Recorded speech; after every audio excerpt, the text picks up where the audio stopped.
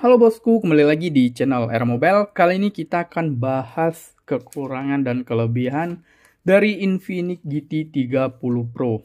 Sebelumnya kita udah kenalin untuk unboxing atau spesifikasi singkat kita bahas di video sebelumnya. Kali ini kita bahas untuk kelebihan dan kekurangannya menurut channel Era Mobile.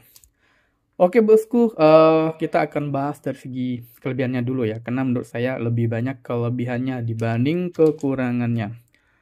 Oke, yang pertama itu dari segi desain. Untuk segi desain saya jatuh cinta ya untuk GT 30 Pro ini. Nah, dari segi desain dia emang didesain dengan model gaming ya.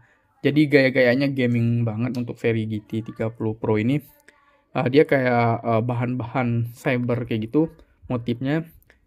Tapi ini bahannya bahan plastik ya. Kenapa sih nggak kaca aja? Alasannya dia plastik, jadi untuk seri gaming itu lebih bagusnya bahan plastik ya guys ya.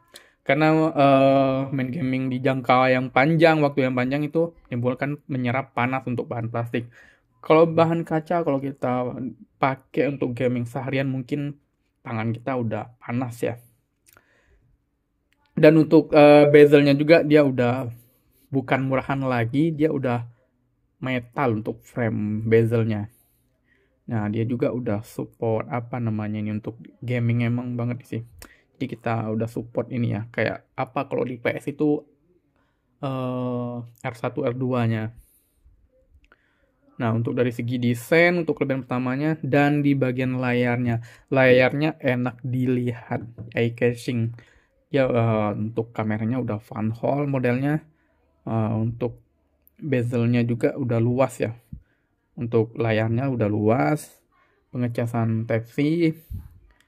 Di sini stereo speaker ya, jadi buat kalian yang hobi main game, jadi kerasa banget untuk suasana atau suara dari gamingnya. Dan saran saya juga buat kalian untuk jangka panjang untuk bermain game mending ngambil yang varian RAM 12/512. Harganya hampir 5 jutaan, yaitu harganya 4.700.000. Untuk RAM 8 256-nya di harga 3.999 atau 4 juta ya. Oke, kita lanjut bagian performanya ya. Untuk dari segi desain layar itu sebuah kelebihan sih menurut saya di harga 4 jutaan. Nah, untuk prosesornya ini ultimate. Nah, ada ultimate-nya berarti lebih bagus lagi ya. Yaitu pakai prosesor atau CPU Dimensity 8350 Ultimate. Dia udah support di jaringan 5,5 G jaringannya. Ditambah lagi refresh rate-nya saya lupa tadi bilang 144 Hz. Jadi bukan 120 ya. Untuk kapasitas baterainya 5500, jadi ditambah lagi 500 mAh untuk pakai panjang. Untuk kalian yang gaming suka seharian main gaming ini rekomen sih untuk dari segi baterainya. Untuk pengecasannya juga 45 watt. Jadi 5500 mAh dengan pengecasan 45 watt itu standar lah yang enggak kelamaan. Untuk menunggu sampai penuh itu paling butuh 1 jam ya. Oke, itu sih menurut saya kelebihannya dari segi desain, layar, performanya, dan di bagian kamera yang kelebihan selanjutnya. Kameranya di kamera belakang dia udah support 108 megapiksel. Jadi buat kalian yang hobi foto mungkin 108 megapiksel udah cukup di paket lengkapin untuk seri gaming, ditambah di bagian kameranya udah 108 megapiksel.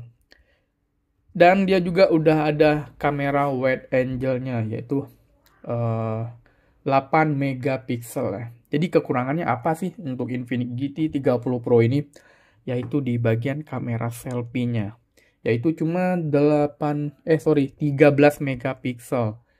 Kalau untuk selfie sih kurang ya, tapi untuk foto-foto untuk kamera belakang itu lumayan mantap. Dia cuma 13 megapiksel, enggaknya sih 32 lah ya untuk support yang bagus untuk selfie. Oke bosku, itu saja sih pembahasan kekurangan dan kelebihan menurut channel R Mobile. Jangan lupa komen di kolom komentar menurut kalian ini banyak minusnya atau banyak kelebihannya, komen di kolom komentar ya. Untuk kalian yang mau membeli garansi resminya ada di deskripsi ya, atau langsung datang ke toko oren kita, yaitu nama tokonya Gotek. Oke bosku, sekian untuk video review singkatnya. Sekian, terima kasih.